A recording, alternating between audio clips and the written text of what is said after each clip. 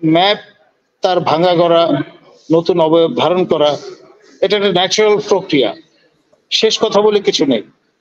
একটা সময় ছিল যখন শতবর্ষ যুদ্ধে লিপ্ত থাকতো ইউরোপীয় দেশগুলো, এখন তারা পরম মিত্রে পরিণত হয়েছে। আমার জাতির পিতা বঙ্গবন্ধু সুকন্যা দেশরত্ন মাননীয় প্রধানমন্ত্রী শেখ হাসিনা তিনি আজকে সাফ বলে দিয়েছেন যে ইউরোপীয় যে সীমানা সেটা আর খুঁজে পাওয়া যাবে না, অর্থাৎ বর্ডার বিলুপ্ত হয়ে গেছে।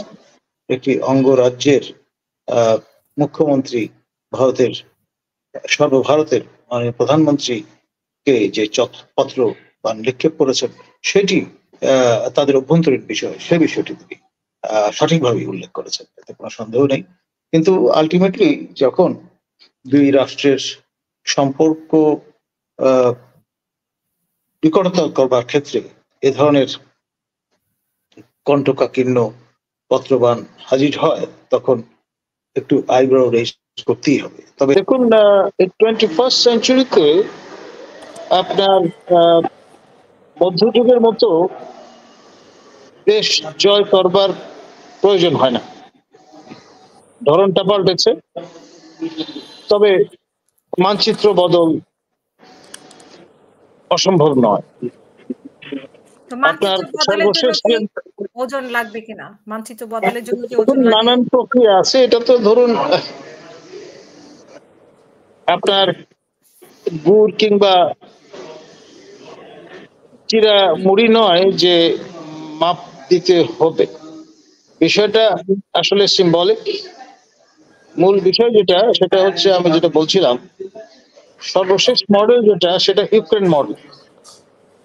সেখানে আমরা দেখেছি ক্রমে যেভাবে পার্শ্ববর্তী রাষ্ট্র রাশিয়ান ফেডারেশন তাদের মানচিত্রে অন্তর্ভুক্ত করছে একের পর এক এলাকা, সেটি গভীরভাবে পর্যবেক্ষণ ও অনুধাবনের দাবি রাখে। তারা ধাপে ধাপে এই কাজটি করছে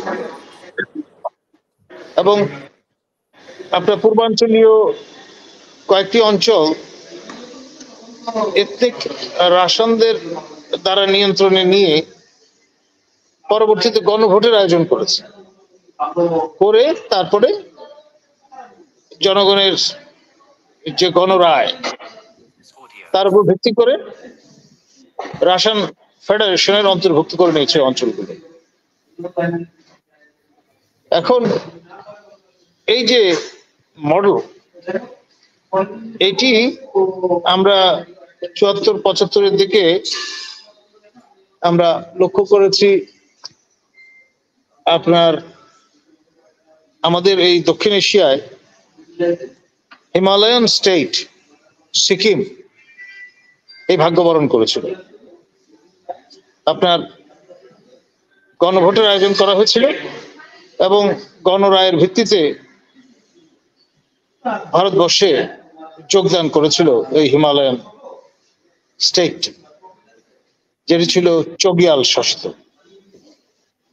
লেনদুব দর্জি আপনার জনপ্রিয় নেতা ছিলেন, তার সহধর্মিণী ছিলেন ইউরোপিয়ান নারী। কোইন্সিডেন্টালি চগিয়াল মহোদয়ের রানীও ছিলেন ইউরোপিয়ান, এবং যেটা ওয়াকিফাল মহলের মতে শোনা যায় যে দুই নারীর দ্বন্দ্বে পড়ে এই রাজ্যটি ভিন্ন ফর্ম নিয়ে নেয়। তো এখন আপনার এই যে মডেল, সেটি আবার ভিন্ন রূপ নিয়েছে with reference to democratic republic of Timor Leste. Indonesia occupy করেছিল পর্তুগিজ ওই কলোনিটি, সেটি তাদের কাছ থেকে অবমুক্ত করে আপনার লিবারেশন ফোর্স। তারা কিন্তু জাতিসংঘের তত্ত্বাবধানে একটি প্লেবিসাইটের মধ্য দিয়ে স্বাধীনতা অর্জন করে। তো সুতরাং সাউথ সুদান মডেলও আছে। এইভাবে কেস স্টাডি করলে অনেক রেফারেন্সই হাজির করা যাবে। আর ইন্ডিয়ান ইউনিফিকেশন অ্যাসোসিয়েশন দীর্ঘদিন ধরে সক্রিয়। দিল্লিতে অফিস স্থাপন করে তারা ওয়েব পেজ খুলে রীতিমতো ক্যাম্পেইন রত আছে, কনসিয়েন্টাইজেশনের কাজ করছে। তাদের প্রিয়াম্বলে বলা আছে যে 47 পূর্ব ভারতে তারা ফিরে যেতে চায়, অর্থাৎ বাংলাদেশ এবং পাকিস্তানকে যুক্ত করে তারা বৃহত্তর ভারত গঠন করতে চায় এবং সেই নিরিখে কাজ চলছে। এখন ম্যাপ তার ভাঙা গড়া, নতুন অবয়ব ধারণ করা, এটা একটা ন্যাচারাল প্রক্রিয়া। শেষ কথা বলে কিছু নেই। একটা সময় ছিল যখন শতবর্ষ যুদ্ধে লিপ্ত থাকতো ইউরোপীয় দেশগুলো, এখন তারা পরম মিত্রে পরিণত হয়েছে। আমার জাতির পিতা বঙ্গবন্ধু সুকন্যা দেশরত্ন মাননীয় প্রধানমন্ত্রী শেখ হাসিনা তিনি আজকে সাফ বলে দিয়েছেন যে ইউরোপীয় যে সীমানা সেটা আর খুঁজে পাওয়া যাবে না, অর্থাৎ বর্ডার বিলুপ্ত হয়ে গেছে। এটা আরেকটা রেফারেন্স পয়েন্ট। তো সেই জন্য আপনার নতুন নতুন ইউরোপে তো কেউ কারোকে মানে আমাদের যেরকম দেওয়া নেওয়ার বিষয়, ইউরোপে তো আমরা সেরকম দেওয়া নেওয়ার বিষয় ইউরোপের সাথে কি আমাদের তুলনা করা চলে কিনা সেই অর্থে? দেওয়া নেওয়ার বিষয় তো ইউরোপের মধ্যে না না না সেটা অবশ্যই আছে। আসলে সমাজ উন্নয়নের এক লেভেলে তো আমরা নেই। ইউরোপ পোস্ট মডার্ন সোসাইটি বলা যেতে পারে, আমরা উন্নয়নশীল একটা পর্যায়ে আছি, উন্নত দেশ এখনো হতে পারিনি। 2041-এর পরে হয়তো সেই মন মানসিকতা আমরা অর্জন করতে সক্ষম হব।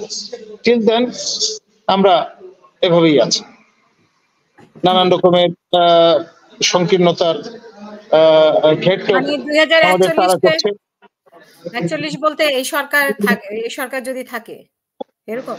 এখন ধরুন এটা তো জনগণের রায়ের উপরে শুধুমাত্র নির্ভর করবে না, আন্তর্জাতিক শক্তি নিশ্চয় তাদের হিসাব নিকাশ, যে বিগ গেম এবং তার যে বড় ক্যানভাস, অনেক কিছুর উপর নির্ভর করবে আসলে 2041-এ পরিবেশ পরিস্থিতি কেমন দাঁড়াবে। মুখ্যমন্ত্রী পশ্চিমবঙ্গের মমতা বন্দ্যোপাধ্যায় তিনি ভারতের মাননীয় প্রধানমন্ত্রী শ্রী নরেন্দ্র মোদীকে একটি পত্র নিক্ষেপ করেছেন এবং সেখানে পরিষ্কার ব্যর্থহীন ভাষায় লিখে দিয়েছেন যে পশ্চিমবঙ্গের স্বার্থ কোনোভাবেই জলাঞ্জলি দেওয়া যাবে না। অর্থাৎ মানে নিজের দেশের একটি রাজ্যের মানুষের আশা আকাঙ্ক্ষা নির্মূল করে তা পরিপূরণ না করে প্রতিবেশী রাষ্ট্র তোষণ করা চলবে না।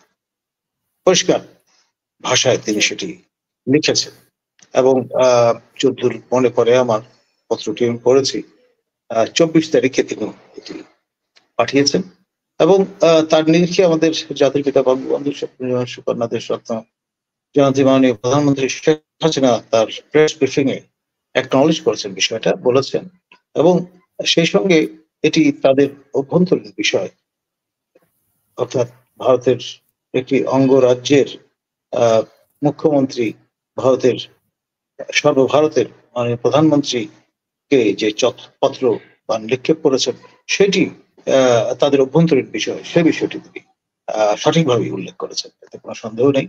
কিন্তু আলটিমেটলি যখন দুই রাষ্ট্রের সম্পর্ক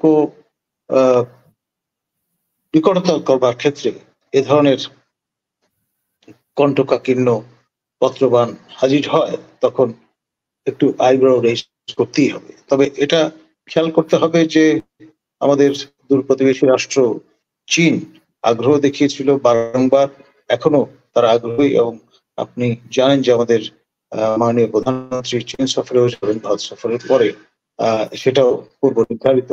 এখন সেসব দিক কি দাঁড়ায় সেটাও আমাদের আসলে খেয়াল করতে হবে, কারণ it's too early to tell.